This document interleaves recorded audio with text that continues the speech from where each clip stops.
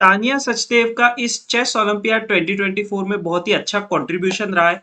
5 rounds खेले, एक भी बार लॉस नहीं हुई। 3 गेम किए हैं ड्रॉ, 2 गेम किए हैं विन। लेकिन तानिया सचदेव का सिर्फ इस चेस ओलंपियाड से लेकर कंट्रीब्यूशन नहीं है। अब तक 8 चेस ओलंपियाड खेल चुकी है, ये वाला 8th था।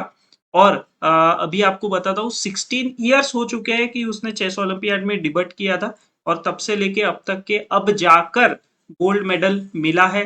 तो डेफिनेटली बहुत अच्छा स्ट्रगल और बहुत अच्छा कंट्रीब्यूशन रहा है तानिया का इंडियन चेस को लेकर। तो ये अब एक हम गेम देखने वाले जो खेला गया था राउंड नंबर 4 में, इंडिया वर्सेस फ्रांस। तो आप देख सकते हो तानिया की जो अपोनेंट है उसका रेटिंग क्लोज टू 2258 उसका रेटिंग है। और अब यहाँ पर इस पर्टिकुलर गेम में कैसे खेला है वो हमको देखना है। बहुत ही अमेजिंग गेम हुआ है, बहुत ही मजा आ गया है खेलते हुए। तो अभी आपको सिसिलियन, अगर आप सिसिलियन के स्पेशली शौकीन है या फिर सिसिलियन आपको देखना है, खेलना पसंद है, तो ये गेम ना आपको बहुत ही ज्यादा इंटरेस्टिंग लगेगा। तो यहाँ पर व्हाइट ने गेम स्टार्ट किया with the move pawn to E4। और यहाँ पे डेफिनेटली आया move pawn to C5 Tania का। ठीक है, तो अब आया है मूव नाइट टू F3। ये तो सारे नॉर्मल मूव्स है। अब खेला गया है move pawn to E6। Pawn to E6 है फ्रेंच वेरिएशन सिसिलियन डिफेंस का। एक और चीज मैं आपको बता देता हूँ, इस बार अगर आपको पता नहीं होगा तो जो हमारा पेरिस में ओलंपिक्स हुआ था, मैं ओलंपियाड की बात नहीं कर रहा हूँ, ओलंपिक्स जो हुआ था, तो उस ओलंपिक्स में भी तानिया को होस्टिंग करने का मौका मिला था। और बहुत ही अच्छा अभी उसका होस्टिंग में भी करियर बन रहा है। चेस में भी बहुत जगह होस्टिंग कर रही है। बहुत ही अमेजिंग। यहाँ पर कंटिन्यू हुआ game with the move knight to C3, pawn to A6। ये वाले सारे स्क्वायर्स पे ऑलरेडी कंट्रोल कर लिया है ताकि ओपोनेंट अटैक करना स्टार्ट ना कर पाए।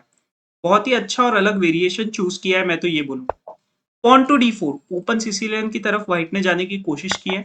एक्सचेंज ऑफ पॉन्स हमको यहाँ पर देखने मिला। अब यहाँ आया move queen to C7, bishop to E3। White अपने सारे माइनर पीसेस डेवलप कर रही है, बहुत ही अच्छी बात है। नाइट टू F6, तानिया ने भी कंटिन्यू रखा। अब आया मूव पॉन टू A3 ताकि ये बिशप से पिन नहीं आना चाहिए। बहुत ही amazing move.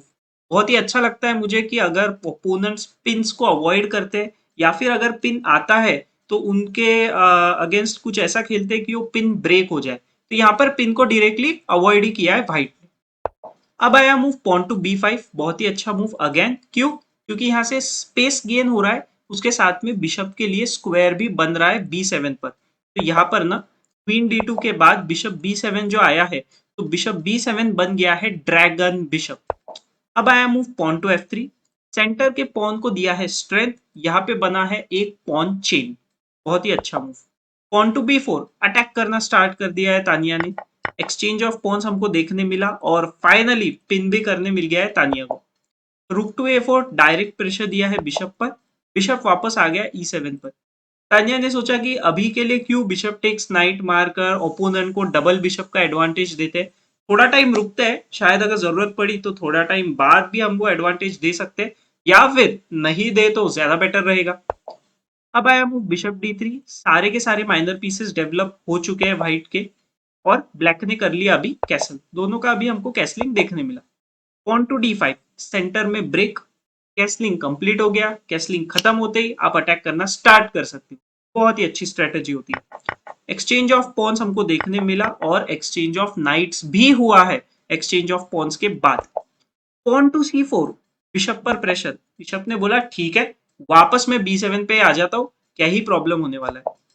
Queen to A5, queen exchange की डिमांड की है, तो तानिया ने बोला ठीक है मैं कर लेती हूँ क्वीन एक्सचेंज, क्या ही तो प्रॉब्लम है।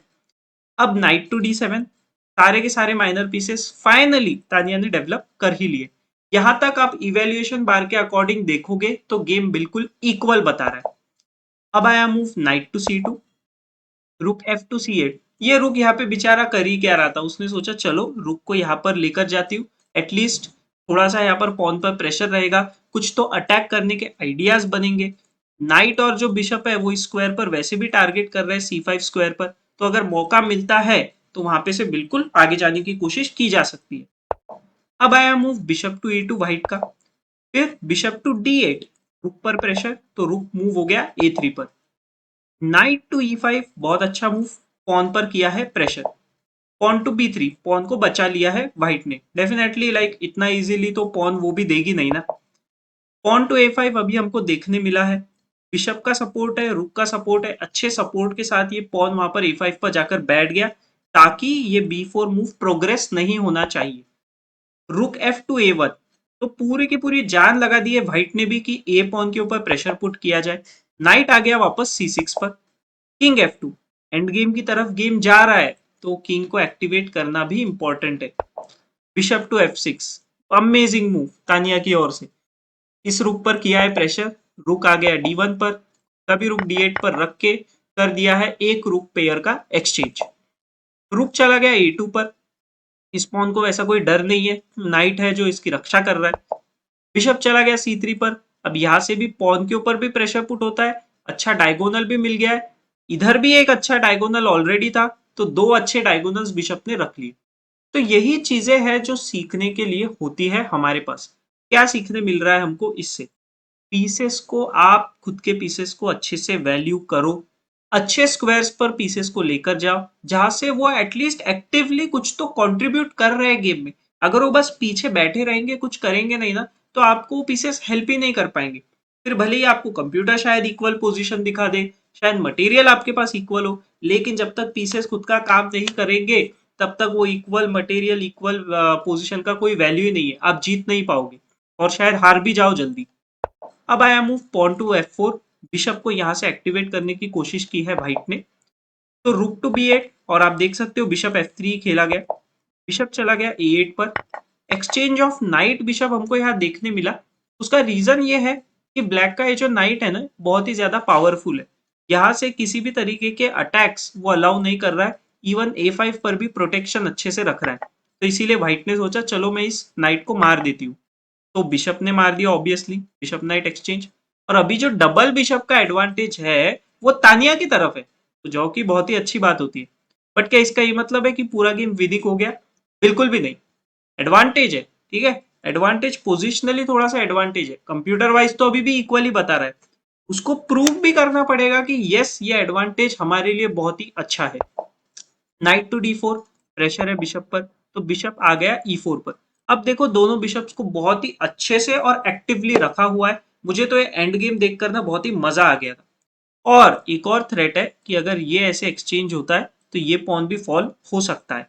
बट शायद तानिया उस चीज में इंटरेस्टेड ना हो, क्योंकि फिर तानिया का भी एक पॉन फॉल हो जाएगा। यहाँ पर एनीवे व्हाइट ने खेल दिया है मूव नाइट टू B5। अब आया move bishop to B4।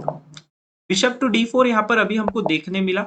Pawn to F6। अब देखो एक और चीज यहाँ पे जो प्रॉब्लम दे रही थी ब्लैक के लिए, बैक रैंक का थ्रेट। अगर किसी भी वे में कोई रुक यहाँ पे पहुंचने की कोशिश करता है, तो बैक रैंक चेकमेट के चांसेस है। F6 वो चांसेस को निग्लेक्ट कर देता है, plus additionally pawn to E5 को स्ट्रॉन्ग बनाता है F6 मूव, बहुत ही अच्छा मूव। अब आया move king to E3। Bishop पीछे चला गया C6 पर, नाइट पर प्रेशर। तो नाइट ने सोचा चलो A7 पे आ जाते हैं और मैं ही बिशप पे प्रेशर पुट कर देती हूँ। तो बिशप टू D7, देखो ये एक बहुत ही अच्छी स्ट्रेटेजी होती है, कभी भी आप इसको याद रख लो। किसी भी एंड गेम सिचुएशन में अभी आपको ये काम आने वाली है। क्या? नाइट जहां पर भी है उसके दो स्क्वायर को छोड़कर अगर आप आपके बिशप को रखते हो तो वो बहुत ही अमेजिंग है, क्योंकि यहां से नाइट अभी कहीं जा ही नहीं पाएगा। जो सारे के सारे स्क्वायर्स है वो कंट्रोल में आ जाते हैं। तो बिशप इस तरीके से डोमिनेट करता है नाइट को, अगर आप आपके बिशप को टू स्क्वायर्स छोड़कर, यानी टू स्क्वायर्स का गैप रखकर आपके बिशप को रखते हो नाइट से। पॉन टू C5, यहां पर आ गया ब्लंडर। अभी आइडियली किंग के हिसाब से जो बेस्ट मूव था वो था मूव किंग टू E2।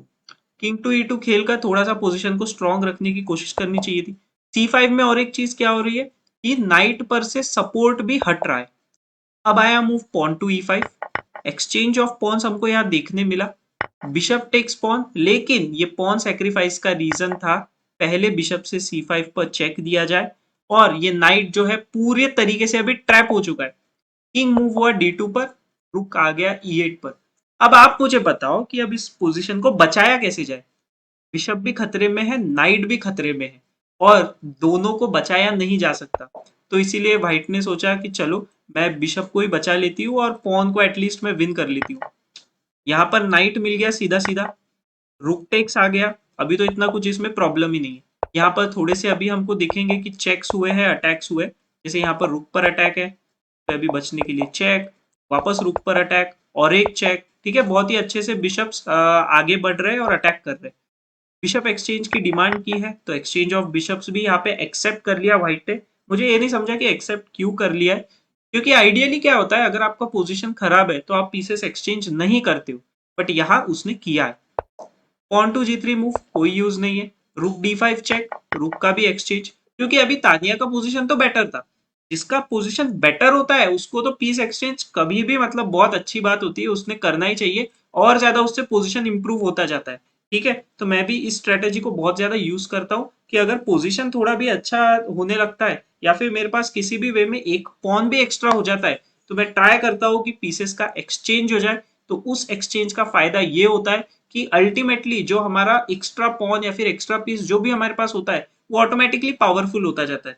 जैसे आप यहाँ पे देखो, एक माइनर पीस एक्स्ट्रा था, बाकी सब एक्सचेंज हो गए, तो ये अकेला बिशप अभी राज कर रहा है पूरे चेस बोर्ड पर।